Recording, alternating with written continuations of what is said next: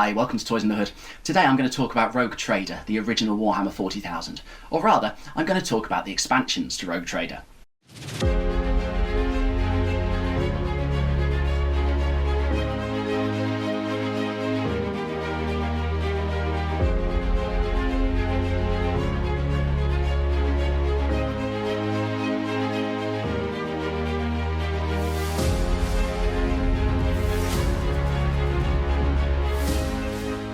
So Rogue Trader was in print from 1987 until 1993, so we had a good 6 years, and in that 6 years loads of expansions were released. There are actually 10 expansions that were released, but these expansions, this was before kind of the age of codexes and things. There was no Codex Space Marines.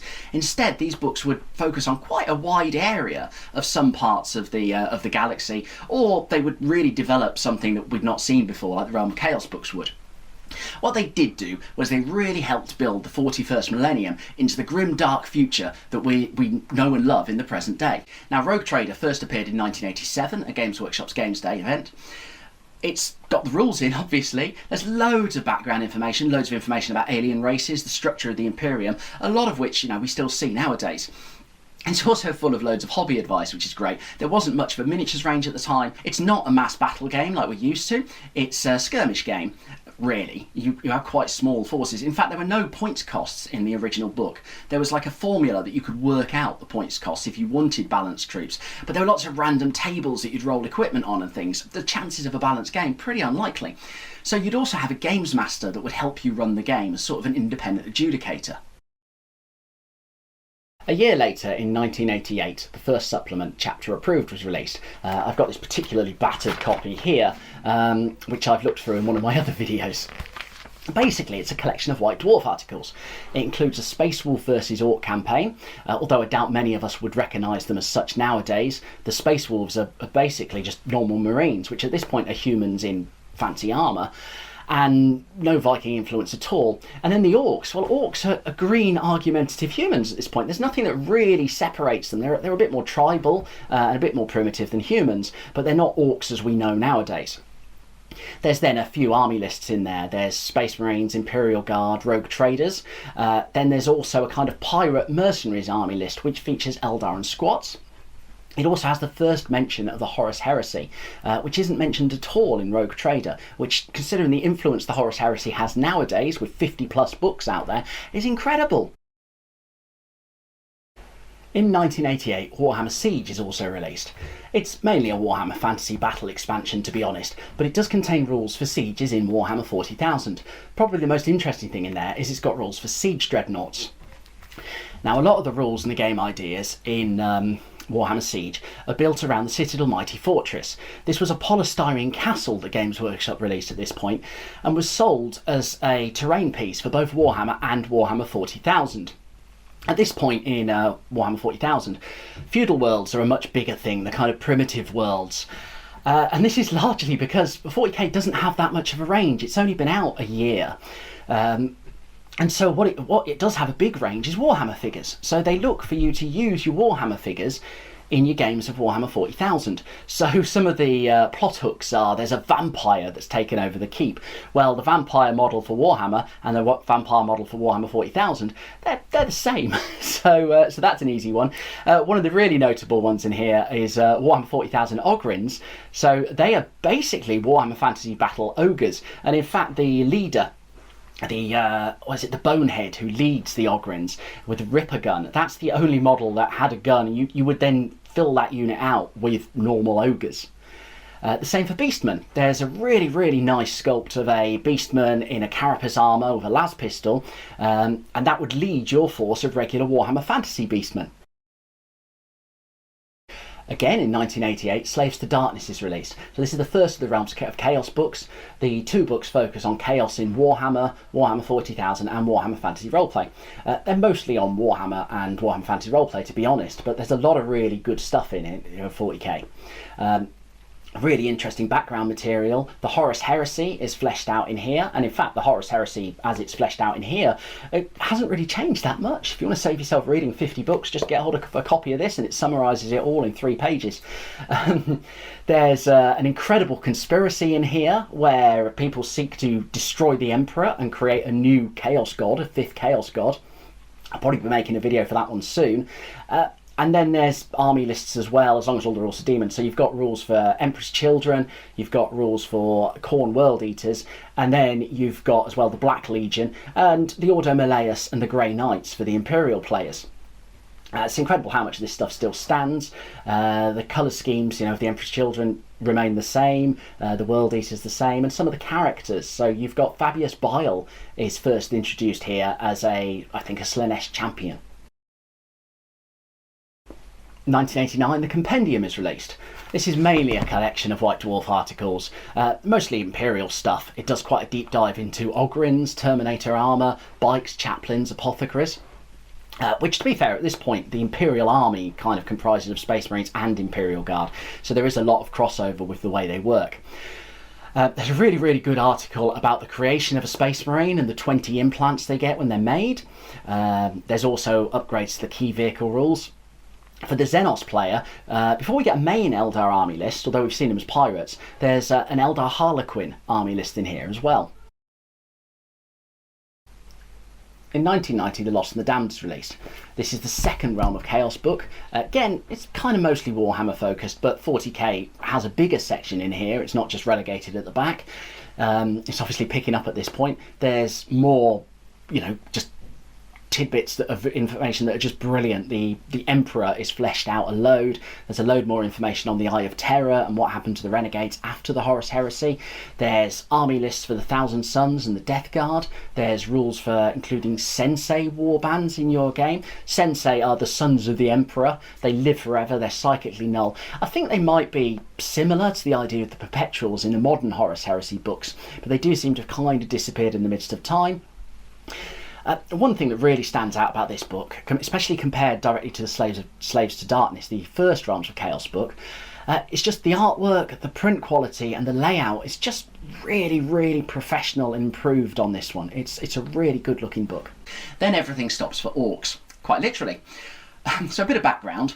Brian Ansell founded Citadel Miniatures. He had his own miniatures company and then he joined forces with Games Workshop, and that gave us Citadel Miniatures. He then went on to become managing director of Games Workshop, and he moved it away from role-playing games. So Games Workshop had initially started, basically it was importing Dungeons and Dragons in the late 70s from America with Steve Jackson and Ian Livingstone. That's how it became big. But Brian Ansell then moved it more towards miniature games. Warhammer, Warhammer 40,000 and lots of the other games that, I've talked about on this channel. He was a massive lover of Orks and he really pushed for them. And of course he was also the boss, so he tended to get what he wants. So sadly Brian passed away at the end of 2023, but he was a massive influence on the wargaming industry. Now the first supplement for, the first Orc supplement was Waaagh Orks. This appeared in December 1990. It introduces the Orc clans, so the Snakebites, the Goths, the Bad Moons, Death Skulls, Evil Suns, Blood Axes, and then it introduces the general structure of Orc society. So you've got the Nobs and the War Bosses ruling over the general Orcs, who then they get to kick the Gretchen, who get to kick the Snotlings, who get to kick the Squigs. In fact, there's loads of different types of Squigs introduced in these next 3 books, which is just kind of like this crazy fun aspect of Orc society. There's lots of other units that are fun as well. We get Mad Boys, Mech Boys, Pain Boys, loads of others. One of my favourites is the Storm Boys. So young Orcs, or rather Orc teenagers, just like human teenagers, they rebel. Except, well, Orcs they're already pretty rebellious. They're already way out of control. So if a young Orc wants to rebel, what they do is they put on uniforms and they carry out military drills. Then in 1991 we got Ere We Go. Ere We Go dug a lot deeper into some of the units we'd seen in Waaagh Orks, fleshed them out a lot. It gave you Pain Boys, as we've already said, but then it started giving you like bionic upgrades for all of your characters as well. New arms, wheels instead of legs, things like that. There's loads of vehicles. In fact, it introduces the Cult of Speed, who are the Orcs who are really, really obsessed with going fast. There's Orc robots. These are wonderful, often called tin boys. The robots are designed to look like the races that the Orcs fight against. So you have a Space Marine tin boy, an Eldar tin boy, and even a squat tin boy. There's loads of crazy weaponry, so some of them are quite primitive. There's the squig catapult, which literally catapults squigs at the enemy. But then there's, well, I think it just steals the show, is the ultimate Orky weapon, is the shock attack gun. The shock attack gun is a weapon that works by teleporting snotlings at the enemy. Now this book, this being the early Warhammer 40,000, the way you deal with that is lots and lots of tables. So depending on the type of target you're hitting, you would roll on a table and see what the effect is. So, for example, a Dreadnought might be taken out of action because a snotling teleports inside its arm and the weapon no longer works. Or a poor suit of Terminator armour may suddenly find that a snotling and some puffballs materialise near his head and gas him to death. There's then army lists for the Goths, the Snakebites and the Blood Axes, and loads of awesome illustrations of Orc weapons as well.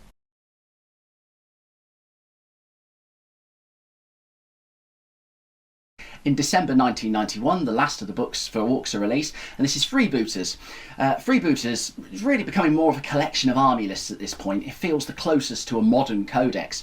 It talks about the Bad Moons, who are the richest of the Orcs, the Evil Sons, who are the fastest of the Orcs, and the Death Skulls, who are the luckiest of the Orcs and are most likely to steal anything that isn't nailed down. There's then also Pirate Orc Freebooters. Some of the highlights in this book are Orc Chaos Renegades, so orcs that have turned to chaos. Maybe they've turned to Khorne is the normal one because they just love fighting so much. And then also Orc Gene Stealers. Orc Gene Stealers are possible, but the Gene Stealers, they're not the Gene Stealers' first choice, as the book talks about. So yeah, but you know, Gene Stealers, they have to do what they have to do. So you can end up with Orc Gene Stealer hybrids, and you can include them. They just fight alongside normal orcs. In 1991, the Warhammer 40,000 compilation comes out. This has got Genestealer Cult army lists and Eldar army lists. At this point, Eldar have something like 30 pages of rules across all the books. Orcs have something like 500 pages. There's a bit of an imbalance here. The Compendium is largely a collection of White Dwarf articles. One of the other articles that sticks out, as well as the army list, is this one that talks about Space Marines, and basically how Space Marines kind of suck at that moment because they've been losing a little bit to alien races. Well, Space Marines are meant to be the finest soldiers of the Empire. You know, at this point they've become genetically enhanced. They are the finest fighting troops. So what they do is they increase their strength and toughness by 1 point to give them a bit more of a fighting chance. Then get the battle manual. So the battle manual consolidates rules for many of the weapons in the 41st millennium that we've already seen and replaces the rules for shooting and hand-to-hand combat. So over the years, the original rules for especially hand-to-hand combat in Warhammer 40,000 were largely lifted from the Warhammer game. Well, Warhammer is a game of fantasy ranked armies fighting in massed battles. They modernised the rules, or at least made the rules so that it suited Warhammer 40,000 more and were easier. The shooting rules were updated. Deviation was changed to scatter. So before you used to have cannonballs and mortars, like with the rules in Warhammer that were copied in 40k. Now they had their own rules where you basically pick a spot and they scatter away from it. Probably the most interesting addition at this point is the rules for Overwatch. This doesn't work like Overwatch does in a lot of the rules nowadays, where if you're charged, you get to use Overwatch to shoot the people charging you. At this point, you set Overwatch, and then during your opponent's turn, if a unit moves into range of your troops, you then get to shoot them and interrupt their turn. It means the game becomes a lot more about setting up arcs of fire. It becomes a very shooty game. And this really showed how Warhammer 40,000 has developed. The weapons are really nicely illustrated in this book. It's all very clear. The rules are very clear. And also, weapons are starting to become associated more with races. It used to be that Space Marines could have shuriken catapults. Now that starts to be more the kind of province of Eldar. At the same time as the battle manual, the vehicle manual came out. The vehicle manual had a new system for vehicle management. The key change really was it gave you like an acetate crosshairs that you would lay over a blueprint of a vehicle, and that would be where you hit. You'd roll some dice, you could modify it by the ballistic skill. So obviously the higher ballistic skill, the more likely you were to hit the target area you wanted for the maximum effect. They tidied up some other rules like the speed and things like that of vehicles and the turning circles, so it made something that had become many pages became a lot quicker. And in fact, most of this book is basically cards for vehicles, which have a little bit about the vehicle, a little bit about the speed and the crew, but then mainly these templates, these blueprints that you would use when you were shooting the vehicles.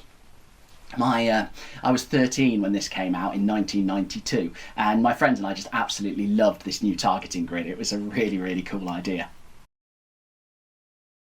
Now, the battle manual and the vehicle manual weren't around for long. The next year, in October 1993, Warhammer 40,000 second edition was released. This was a single box set. It had the rules in. It basically condensed almost all 10 of these books into 3 books. You had the Rulebook, you had the Battle Gear Manual, and then you had, I think it was Codex Imperialis, which was the background of the Imperials. At this point, Warhammer 40,000 really starts to become the Warhammer 40,000 that we would see in the next 9 editions all the way up into 10th. So that's all 10 expansions to Rogue Trader covered. I've got a few of these and I'll be doing much more in-depth reviews of them, probably going through them page by page, which I've done on quite a few of the books already. So if that interests you, please like, subscribe to see some more.